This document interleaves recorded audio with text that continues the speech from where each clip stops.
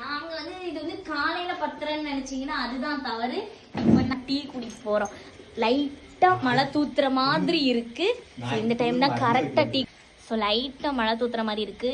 Correct time for a tea. நம்ம night tea குடிக்க போறோம் with long drive.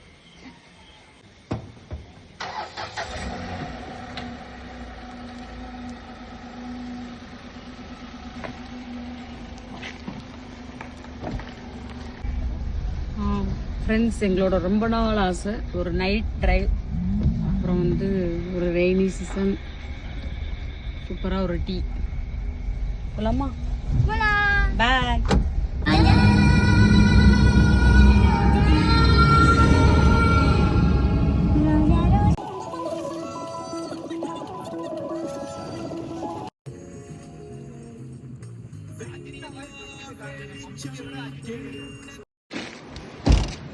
Finally, we reached the destination.